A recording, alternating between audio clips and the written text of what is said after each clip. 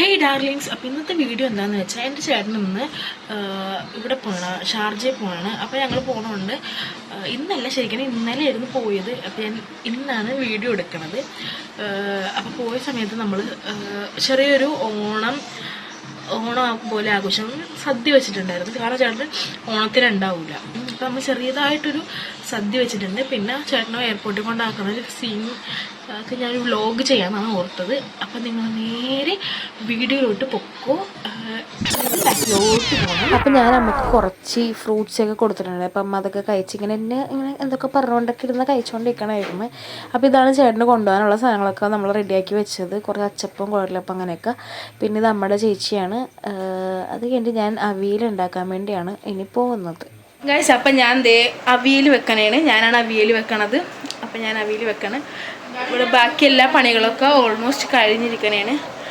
അപ്പം നമുക്ക് സിമ്പിളായിട്ടുള്ള അവിയലാണ് ഞാൻ വെക്കണത്. നമുക്ക് ഇവിടെ എന്തൊക്കെ ഉണ്ട്. അപ്പം ഇതാണ് ഞാൻ ഉണ്ടാക്കിയ അവിയൽ. ഓൾമോസ്റ്റ് ആയി തന്നെ ഉള്ളു. ഓക്കെ, പിന്നെ പയർ, ക്യാബേജ്, അപ്പോൾ 9, 2 പായസം 11, സാമ്പാർ 12, ചോറ് 11. അപ്പോൾ അതേ ഇവിടെ എൻ്റെ അവിയൽ ഇങ്ങനെ റെഡിയായി വരുന്നുണ്ട്. അപ്പോൾ ഞാൻ ഇങ്ങനെ മണത്തൊക്കെ നോക്കാനാണ്. നല്ല ചൂടുണ്ടായിരുന്നു. പിന്നെ ഞാൻ ഇടയ്ക്ക് ഇങ്ങനെയൊക്കെ വെറുതെയൊക്കെ ഒരു കോക്കറിയൊക്കെ കാണിച്ചുകൊണ്ടൊക്കെ ഇരുന്ന്. അപ്പോൾ ആ സമയത്ത് നമ്മുടെ അർജുൻ്റെ ലോറി കണ്ടെത്തേണ്ട ഒരു ന്യൂസൊക്കെ കണ്ടുകൊണ്ടിരിക്കണം. എല്ലാവരും ആ ഒരു തിരക്കിലൊക്കെ ആയിരുന്നു. എല്ലാവരും ന്യൂസ് കാണണം, അങ്ങനെ ഇങ്ങനെയൊക്കെ ആയിരുന്നു. അത് കഴിഞ്ഞിട്ട് നമുക്ക് പായസം വെക്കണം. പിന്നെ അതിന് വേണ്ടിയുള്ള പായസം മിക്സാണ് ഞാൻ മേടിച്ചത്. പാലടയാണ് ഞാൻ വെക്കണത്. അപ്പോൾ ഇതെൻ്റെ അമ്മയുടെ നാത്തൂനാണ്. അപ്പം ഞാൻ ഹായൊക്കെ പറയാൻ പറഞ്ഞു. അത് കഴിഞ്ഞിട്ട് പിന്നെ ഞങ്ങൾ ഉച്ചയ്ക്കായി. അപ്പോൾ സദ്യ വിളമ്പാനുള്ള തിരക്കിലായി. അച്ചാർ, അങ്ങനെ കുറേ സാധനങ്ങളൊക്കെ വേഗം തന്നെ ഇങ്ങനെ വെച്ച്. അപ്പോൾ ചേട്ടൻ പോണതുകൊണ്ട് നമ്മളൊരു പ്രീ ഓണമാണ് നമ്മളിവിടെ സെറ്റാക്കി വെക്കണത്. കാരണം പൂക്കളൊന്നുമില്ല, പക്ഷേ നമ്മളൊരു ഓണസദ്യ പോലെ എല്ലാ കറികളും ഇതൊക്കെ വെച്ചിട്ട് ചേട്ടനെ ഹാപ്പി ആയിട്ട് വിടാൻ വേണ്ടിയാണ് നമ്മളിങ്ങനെ നോക്കണത്. അപ്പോൾ നമ്മളെല്ലാ സാധനങ്ങളും, ഇപ്പം ഞാനിത് മാങ്ങ ഉണക്കി അച്ചാറിട്ടത്, അങ്ങനെ എന്തൊക്കെ സാധനങ്ങൾ നമ്മുടെ വീട്ടിൽ കുറേ സാധനമൊക്കെ ഉണ്ട് കേട്ടോ, ഇങ്ങനത്തെ അച്ചാറുകളൊക്കെ. അപ്പോൾ പായസം എന്തൊക്കെ കുറേ സാധനങ്ങളുണ്ടായിരുന്നു. എനിക്ക് എല്ലാത്തിൻ്റെ പേരൊന്നും അറിഞ്ഞുകൂടാ. പിന്നെ ഞാൻ ഉണ്ടാക്കിയ പായസം അവിയൽ മാത്രം എനിക്കറിയാം. അത് കഴിഞ്ഞിട്ട് നമ്മളെല്ലാവരും കൂടി സദ്യ ഒരുക്കി വെച്ച് ഇനി ചേട്ടനും ചേച്ചിനെയും കാത്തിരിക്കണമായിരുന്നു. അപ്പം തന്നെ അവരും വന്ന്.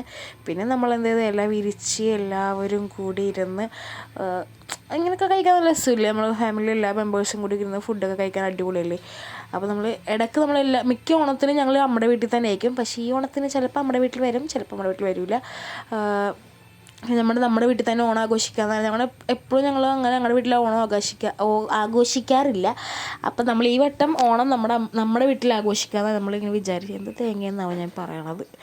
അത് കഴിഞ്ഞിട്ട് നമ്മളിങ്ങനെ സദ്യയൊക്കെ വിളമ്പിക്കഴിഞ്ഞതേ എല്ലാവരും കൂടി നിലത്തൊക്കെ ഇരുന്ന് ഫുഡ് അടിക്കണതാണ്. അപ്പോൾ അടിപൊളിയായിരുന്നു. അതിൽ ഏറ്റവും എനിക്ക് ഇഷ്ടപ്പെട്ടത് ഞാൻ തന്നെ വെച്ച അവിയലാണ് എനിക്ക് ഇഷ്ടപ്പെട്ടത്.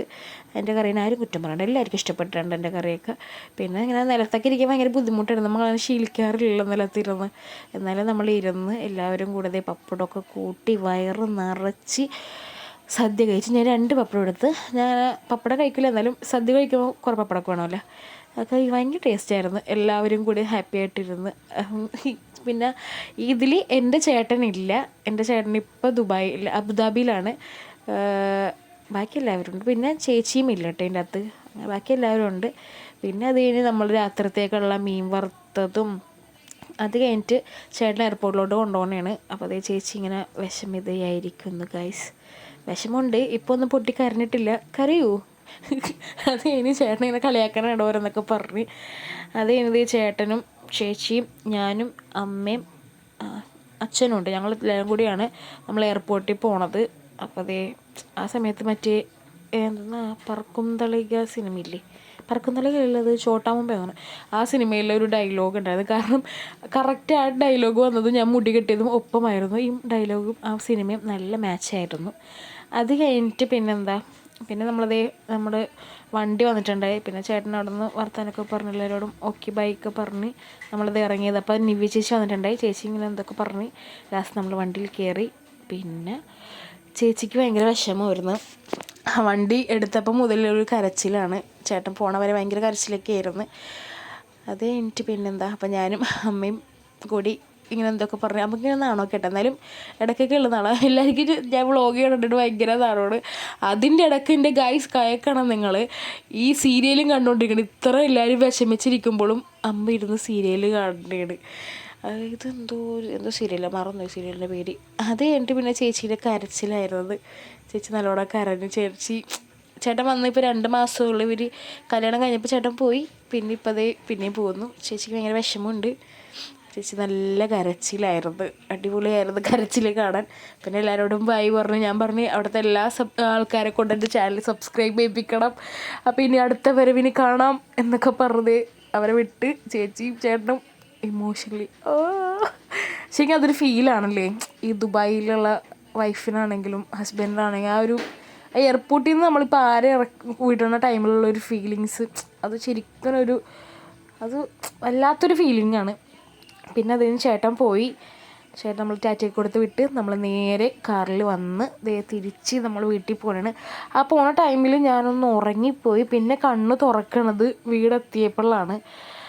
അയ്യപ്പാ. അപ്പം അത്ര ഉള്ളു നമ്മുടെ എയർപോർട്ട് വിശേഷം.